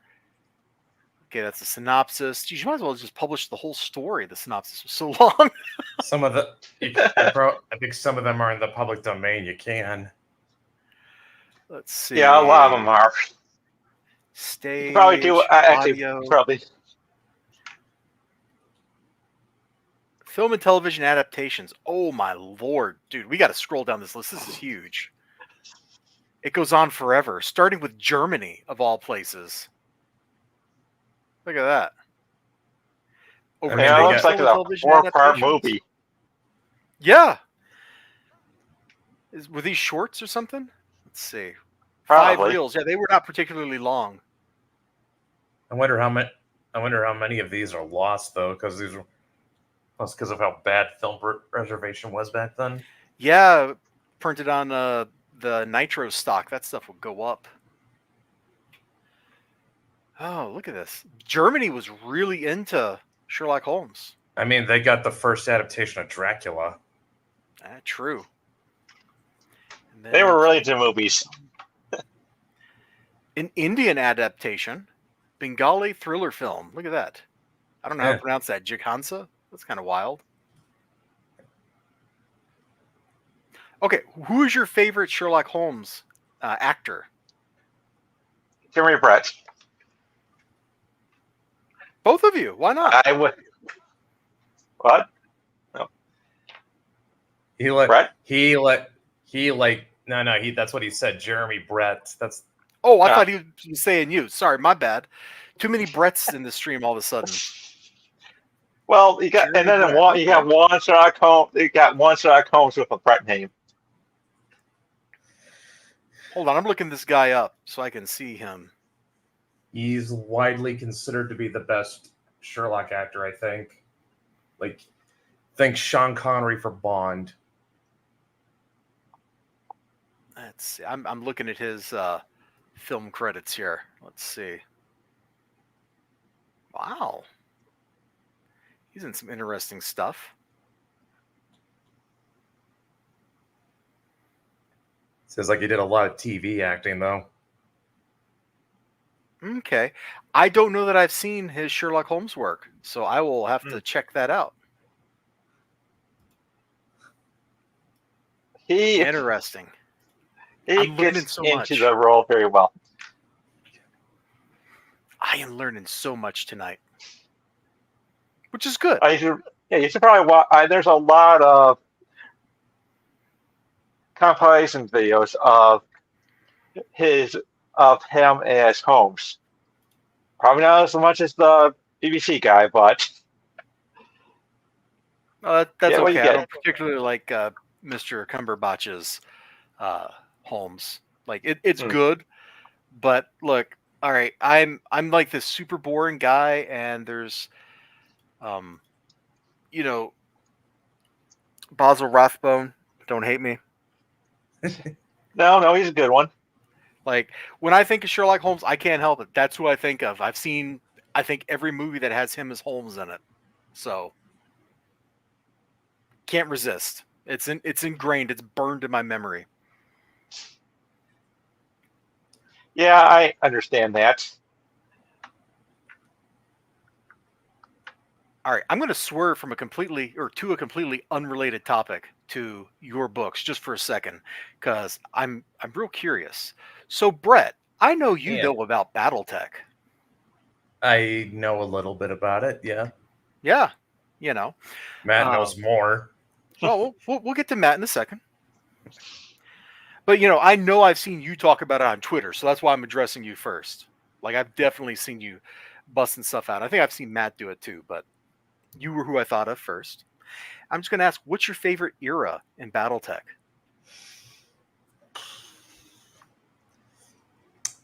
I guess I would go with the basic bitch answer and just say Star League. Oh, all the way that far back? Okay. I think the basic bitch answer would have been like 3025. The Clan Invasion? No, that's before the Clan Invasion. That's the Dark Age. Succession Wars. Yeah, it's the third Succession War era. Also, Dark Age is a completely different one. Nobody likes that one. Yeah, I know. I realized what I said when I said is the Dark Age from the fact that all the technology stinks at that point, but it's not the actual Dark Age of the setting, which is like 2100, and everybody hates it. Yeah, especially the Atlas from the Dark Age. I'm still waiting on Tex to do a video on the word of Blake Jihad. Oh, I think I'm the only person in the universe that actually really just enjoys the jihad stuff. I think it's hilarious, which is probably not the response that they wanted people to have, but I love it. Like completely insane Thomas Merrick being like, "Yes, let's nuke another world." Like I'm there for it. Let's go. Let's orbital bombard. Let's drop asteroids onto planets. Let's have some actual freaking mass combat and get everything back to where everything sucks and we can have giant robots punching each other again. Actually, I just want to see him do a whole, like, that two-parter he did on the origin of the clans. I want to see him do that with the word of Blake, because it's like, how do you get like a pseudo tech religion from a communications company. From the phone company. How does the phone company end up with the most powerful military in the galaxy? Like, come on. They have more troops than anybody else, basically, by the time 3050 rolls around. And if they didn't have the frickin' schism, they would have not only finished off the clans, but they would have went on to everybody else. But stupid Anastasius Fock just had to ruin it for everybody else. Well, no, to be we fair, can't be evil. If they did that, there'd be no more Battletech. It would all fall apart, though. Like, they could not. There's not enough of them to maintain control of everybody. It all would have fell apart, and we would have had like a new set of factions and stuff. It would have been the Dark Age, except it wouldn't have had the Super Republic of the Sphere crap in it. Yeah, that was weird. Oh, that's so weird. I bought some of the clicky text stuff. I probably still have it down in my basement. And I'm just like, I don't get it. Same thing when I saw the Atlas for that. Oh, that is the ugliest Atlas I've ever seen. Yes. For the record, I don't claim allegiance with any of the great houses. Lame. I am Torian Concordat. Oh, extra lame. Hey, they freaking bio-warfare tossing savages. Hey, they nuke you from orbit, asshole. They prescribe to hippity hoppity, get off my property, and back it up with nukes. Yeah, we're arch enemies now. You don't come to my house. What are you, a Capellan? Ew, God no. I'm no space communist. Thank you. You might as well see his dog at that point. Jesus Christ, dude. No, I've liked House Davion since I got the 2nd edition box set. I like their logo. They've got I think the developers love House Davion more than everyone else. They did for a long time. I mean, when you think about it, their whole thing with the Reborn Star League with the clans, as weird as it is technically a Davion victory because the Khan of Clan Wolf is the gene son of a brother and sister. Yeah, I don't want to go there. Thanks. As soon as you start talking about like some of the really creepy stuff that Vlad and Katrina and all of them were getting up to, I'm just kind of nope out of here, man. They got super weird. I don't understand. I don't understand to this day how Bob can simp for House Karita. Because they're facing him right. I get it. Look, what's a few war crimes among friends, okay? That's how you got to. I would have to say, though, gun pressed to my head, if I had to pick a great house, Steiner. No, you already picked the Torians. You're done. You're out of the conversation. You picked a faction. It doesn't matter which one. Yeah. So, Matt, what's your favorite era? Just get it out. What's your favorite era? Okay. I'd say probably the earlier Succession Wars.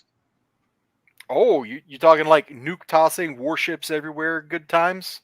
Yes.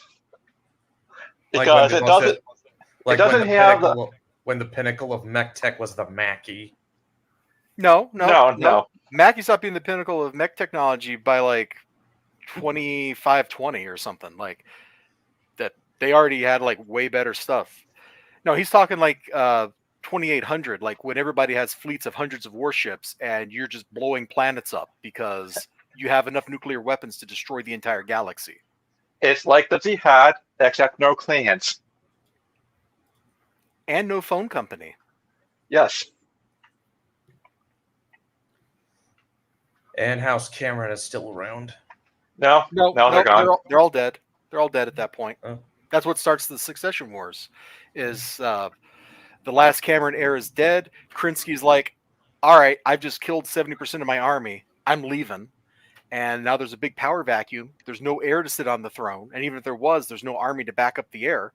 So everybody's like, let's fill the vacuum. And that kicks off the massive, hellacious nuclear holocaust that consumes trillions of lives, reduces the inner sphere to barbarism in the span of like 30 years, and sets up my favorite age when you just have big, stupid robots punching each other for 150 years.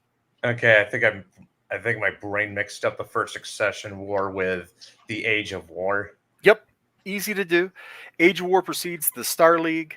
So you got the Age of War, the formation of the Star League, then the reunification wars kick off, and then you get like the janky piece filled with the hidden wars when like Kurita's like sending dudes out to like taunt and duel Star League mech warriors for fun and profit.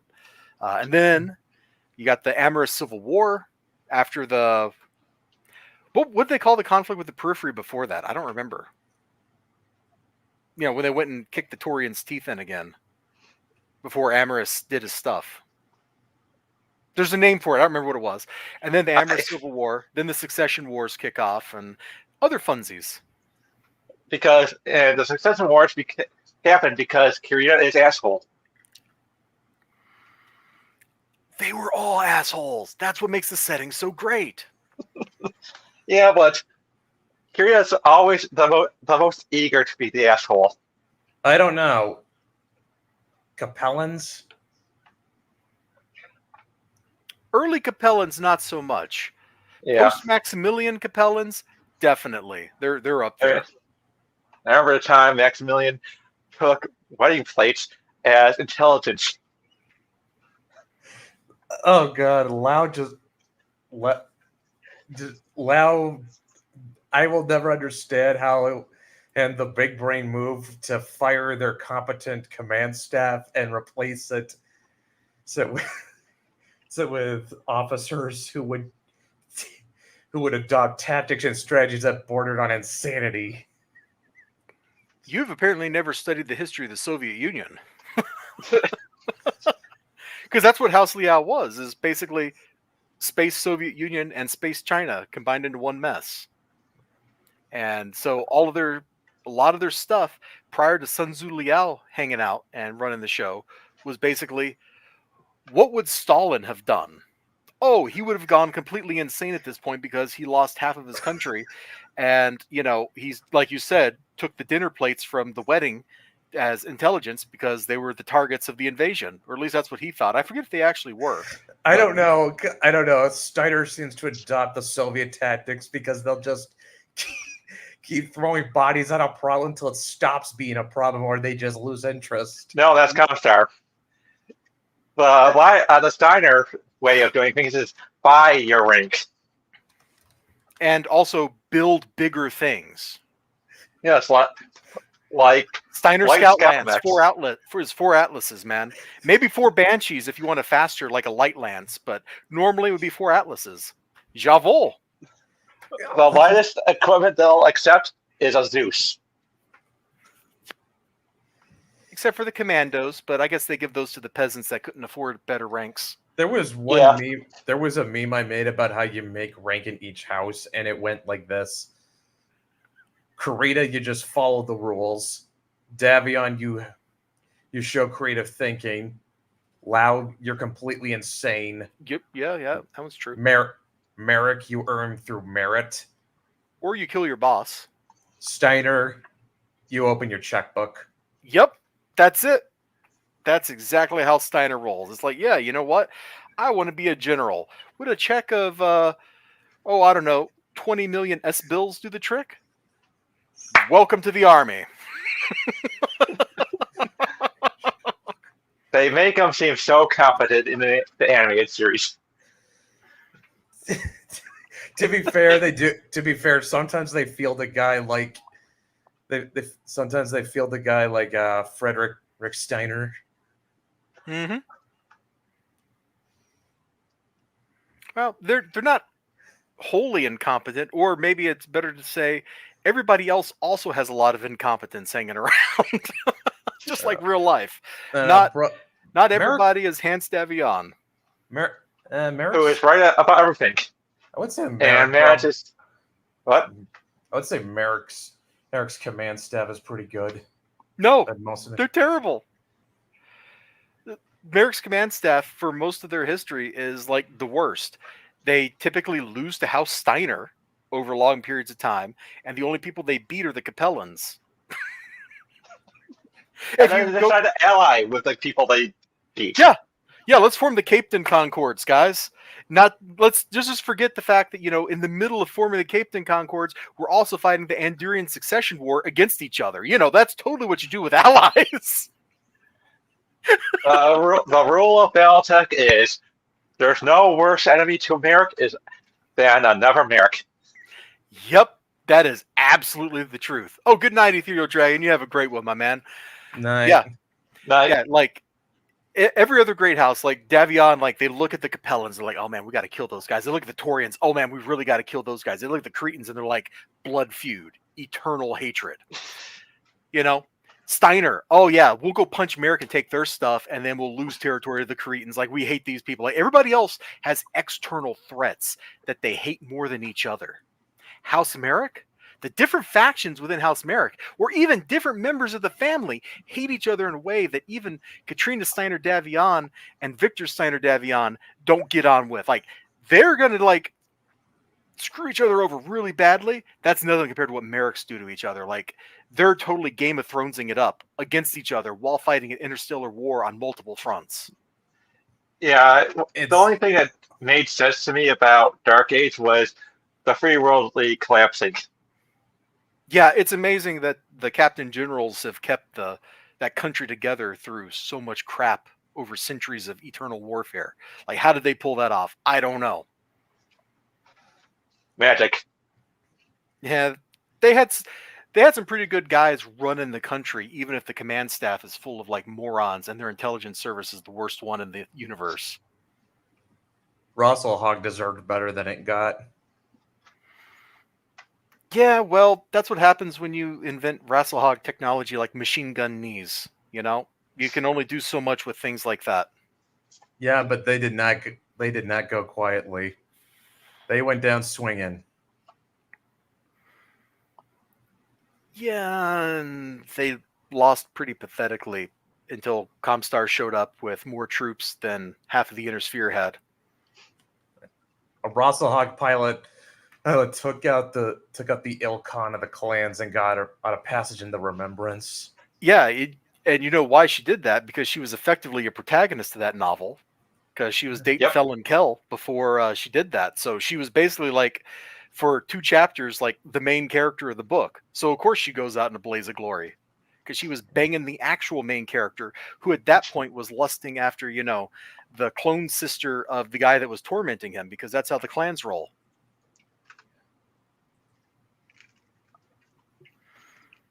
That just makes the clans sound even weirder than they actually are. Does it? Because they're pretty weird. Like, earlier in this stream we used where's that big word? I'm going to see if I can find XLG. Yeah, tropey and incestuous. You know what the clans are? Depends on which one. Not so much with Clan Ghost Bear. Look, man, all them clanners that are trueborns are all busy banging each other, and they're all related to each other.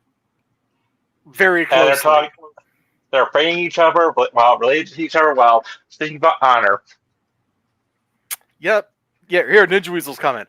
I don't know. I'd say that makes the clan sound exactly as weird as they are. Yeah, pretty much. I'm just saying, Clan Ghost Bear is at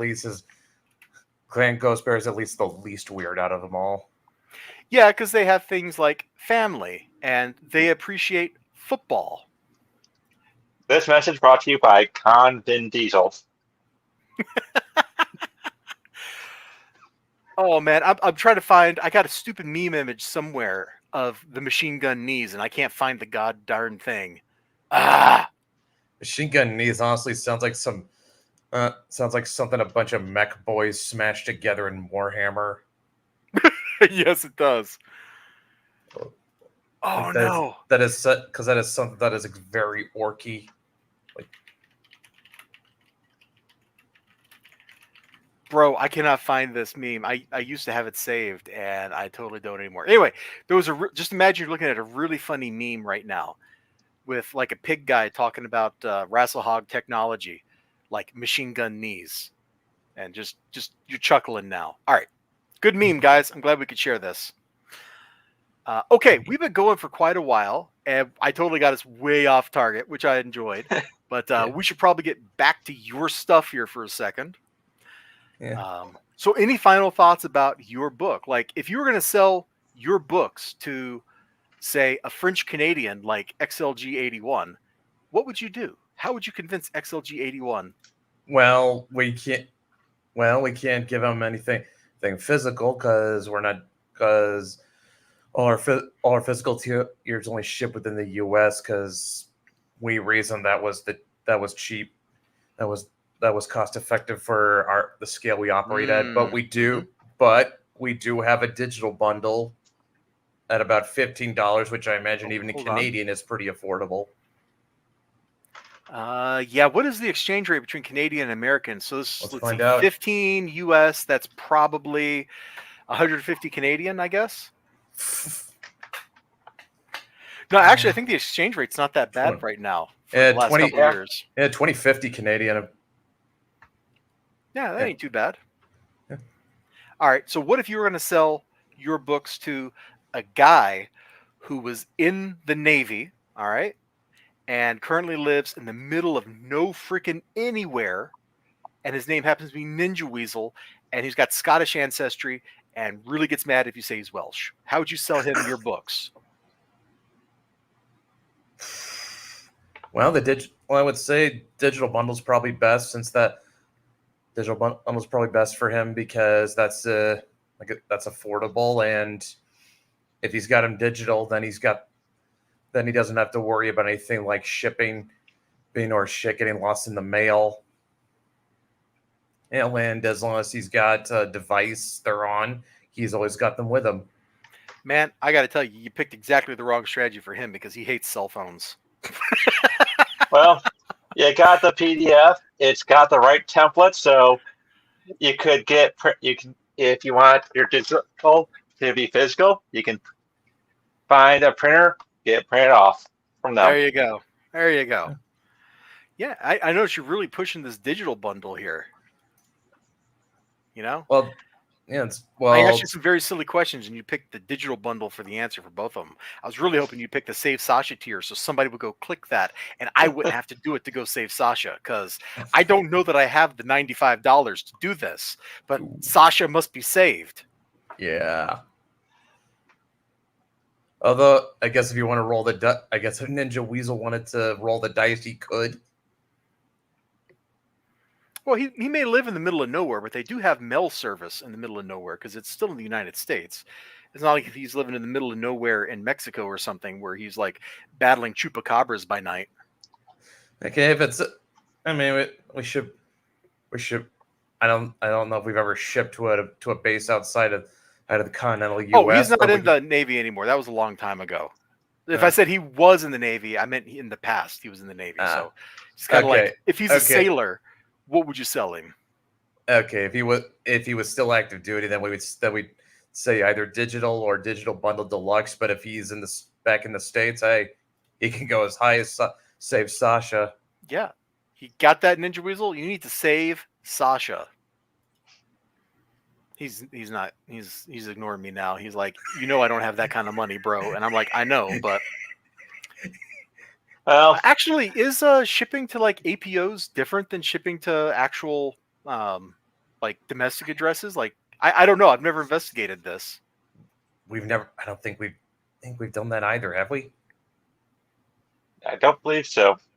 Because there's like APOs and FPOs, and I don't know what the difference is. Because when I was an Army brat back as a kid, we never lived overseas. Like my dad's overseas tours was actually Hawaii, so I got a vacation.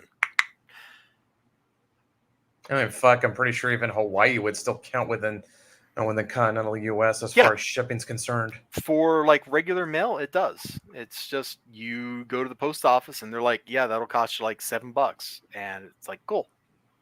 I wonder if that's the same for shipping to Alaska. Probably. It's only when you start shipping like really big things that the difference becomes apparent in shipping to Hawaii and Alaska, because like if you're shipping 100 pounds of stuff, they're going to kind of be like, yeah, you're going to have to pay more for that because we got to put that on a big old fucking boat. Oh, sorry, pardon my French. I don't usually swear. It just popped out. I'm getting all worked up. I got to calm down. It's that BattleTech discussion. It brought out the violence in me. Especially the Torian part. Yeah, freaking Taurians, nuclear worlds. You're all gonna die. Hey, but you guys had like a civil war or something down there. So it's like the Taurian Concordat and the Cameron Protectorate, and you guys can just kill each other for the rest of the time, as far as I'm concerned.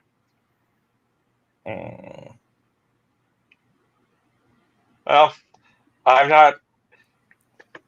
You're not looking at me because I go Davian. Right on. I actually have Davian dice. Dude, I actually have sets of dice for all the great houses. I bought. I was at a game store around here. I think it's Noble Knight Games, and they had these metal dice. So there were 5 sets, one for each great house. So I bought all 5 sets. I was actually playing Yahtzee with them the other day, of all things.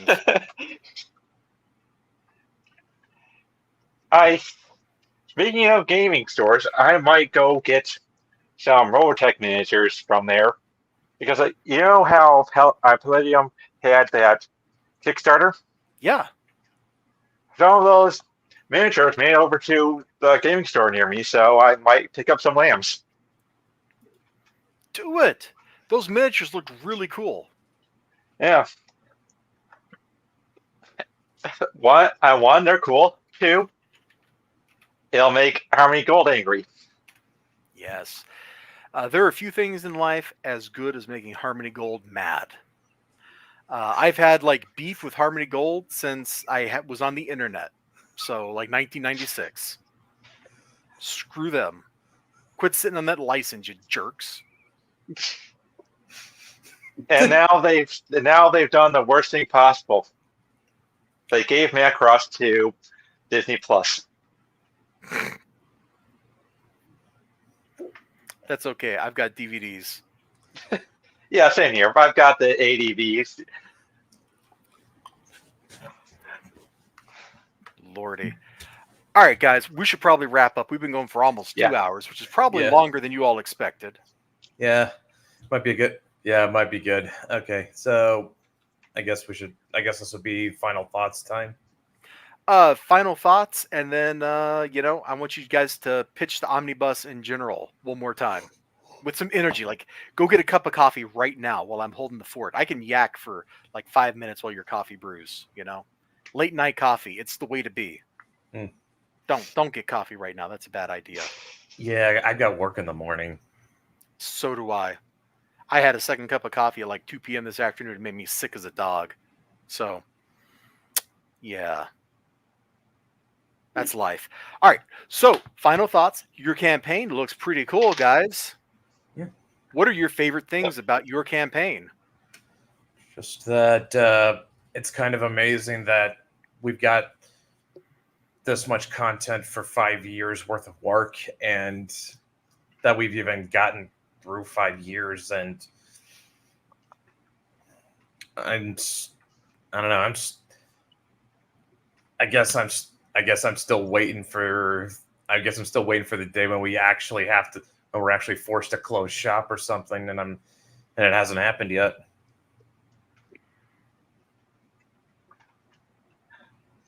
Oh, the best part about this is, oh, go on. No, I was going to say any thoughts from you, and then you started talking. So go hit it. Okay, yeah. Final thoughts. I think it's been a great 5 years. I'm glad we were able to find a printer that could help us reach this. They're also very high quality books. If you picked up King's Issue 2 or any of the more recent Patreon accounts, you'll know what I'm talking about. And they're good enough that about 99% of comics Kickstarters have Comics Roll Spring stamped on their campaign page. Sounds like they're a pretty busy printer. All right. I'm going to try to pitch the books, and you guys tell me if I'm doing an okay job. All right? Yes. Mm-hmm. Okay. Actually, before I do that, I know we talked about like the size of the physical books and stuff earlier. So, like, what's a rough estimate of like page count? Because there's like 2 or 3 issues of comics, so that's 40 to 60 pages, and then all the Patreon material. So we're looking at like 60 pages or 80 pages per book. Are we talking, Matt? Would it be accurate to say we're looking at something that could, if it that's either close or into the triple digits? Yeah, I'd say it's very close to, but triple digits. There's also going to be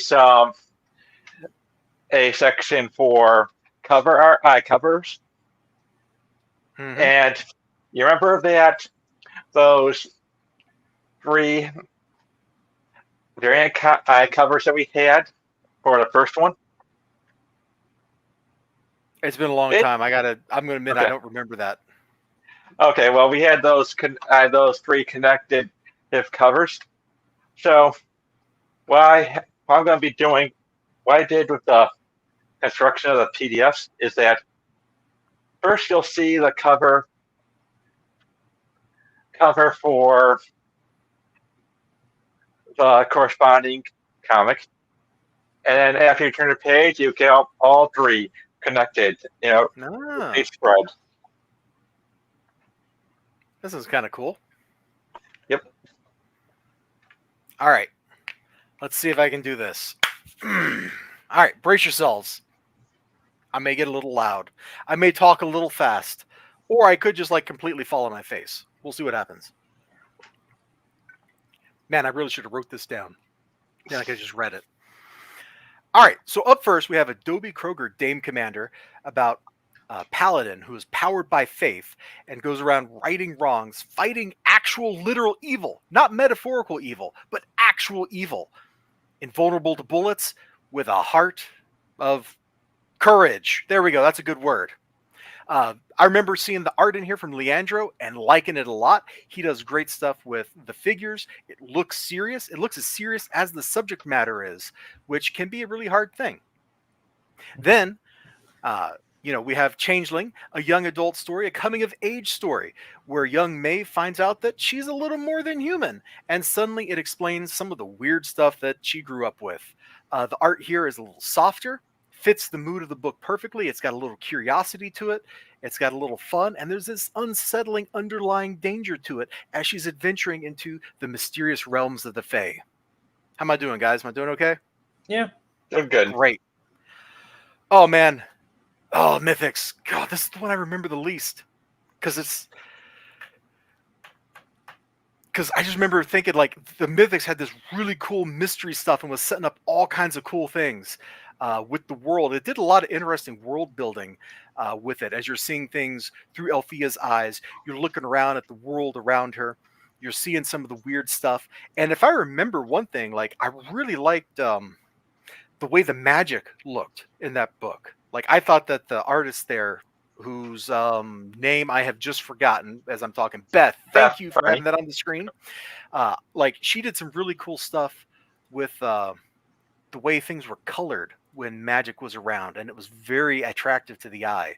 So I remember that part of it from the artwork too. Like, I really thought the coloring was solid, and some of the magic stuff was cool, because there's like a couple panels in there where there's like cool glowy effects and stuff like that, which is actually kind of hard to do in print. Like, you'd be surprised. A lot of people try to do cool color stuff and it fails, and I think it worked pretty well in the Mythics. Yeah. And I haven't read Triple Crown. Cool racing stuff, bro. Go read it. It's on Global Comics. Look at that. Oh, you can go read it there. Check it out. You can get them all on there.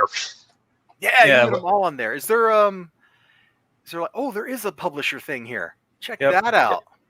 Yep. Bro, that's super convenient. Even the Mytho Chibis, look at that.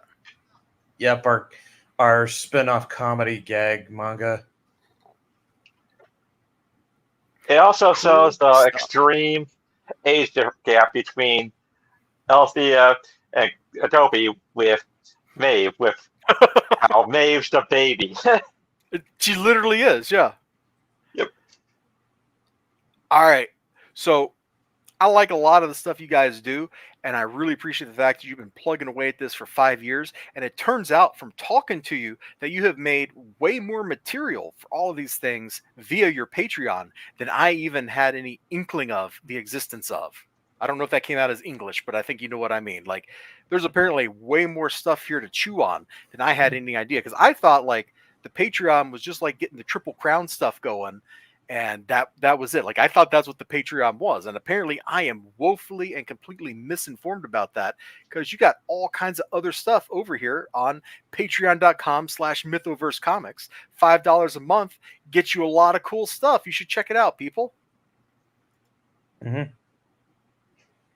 So yeah, cool stuff. Thank you for coming on here. Like, I don't do these kind of streams very often where I have somebody else on. It's usually just me talking about whatever books I bought for a week. So having some guests around was a hoot. Yeah, well, you've always been good to us. Hopefully Exactly. my digressions weren't too bad. I think you guys enjoyed the little BattleTech chat, even if one of you is a filthy Torian. Barbarian. Savage. Hey, at least in the periphery, you're free. Yeah, but which one? But do you have DLC for MechWarrior 5? I've never played MechWarrior You mean the 5. You mean the clans? No, they have. So MechWarrior 5 has DLC that's house related.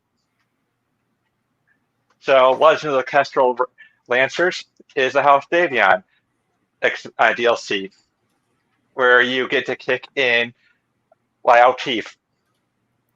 Oh. You just sold this to me. And it's on Windows. Okay, cool. I may have to go check that out, if you know what I mean. Wink wink. Like, And by check that out, I mean kill some filthy Capellans. I'm gonna bring freedom to their worlds and eliminate communism. Because exactly. that's what Davion is all about, is freedom. I don't know what you Torians think you got going on. It's so, quote, free over there. You're just a bunch of hillbillies. Freaking space hillbillies. And it was like a misprint. They didn't mean you guys had like a gigantic factory producing hundreds of Warhammers and archers and stuff way back in the Periphery source book. But they type up one little thing and suddenly you're like, we're a major industrial power instead of being in the middle of nowhere. I don't think so. You're in the middle of nowhere. Get out of here. Go on. Bro, I've had French fries that are less salty than you. This is how the BattleTech fan base is. Like, I come from the days when we would talk about this stuff on Rec Games Mecca. So, it was all Flame Wars all the time. Just like the Merrick. Yep, pretty much. Here's Guys, here's a been flame. Wonderful. Here's a flame war. I drink more coffee than Matt does, and I'll die on that hill. How much coffee do you drink? Pot a day. I got a friend at work who goes through like 4 pots a day. I don't know how he's alive. That's his baseline. That's not even like when he really needs to charge up. He drinks more coffee on those occasions. Yeah, well, I have to argue with Matt about this because I live in Washington, which is America's coffee capital, and Matt has to claim it because he's Finnish. Okay. Well, half. I just drink 3 shots of espresso in the morning and a latte. That's most of my coffee consumption.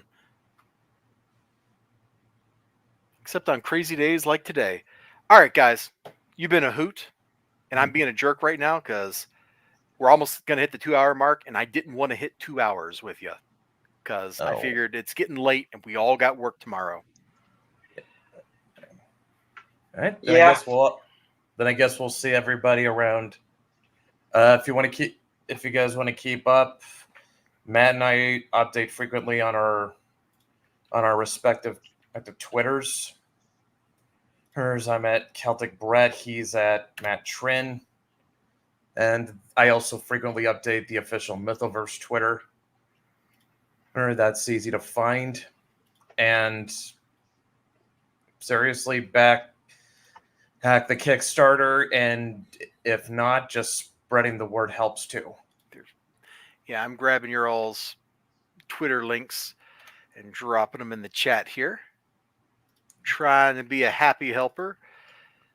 Boom. Although I guess YouTube doesn't make those links clickable, but people can still copy paste them or whatever. That's fine. It's all good.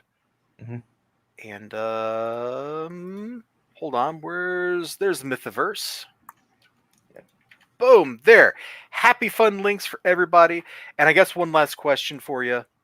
Are you more Portland or Seattle coffee? My coffee comes from Gig Harbor. I have no idea what that means. It's not from Seattle. So Portland. Gig Harbor's in Washington, you dipshit. I drink a local brand called Cutter's Point, which is made in Gig Harbor, which is not too far from me. Just got to go over the Narrows. Oh, come on. Gig Harbor is right across from Tacoma, which means it's basically like greater Seattle, bro. I'm looking at the map right now. Don't you try to trick us here. I'm looking at this freaking map. Oh my gosh, we're putting this on stream here. This is our final thought right there. Look, it's right here. Here's Seattle. There's Gig Harbor. You could swim that. You probably wouldn't want to, but you could. Man, trying to get one over on us. You know, just because I was born yesterday, but I stayed up all night. Gig Harbor is in Pierce, not King County. Oh.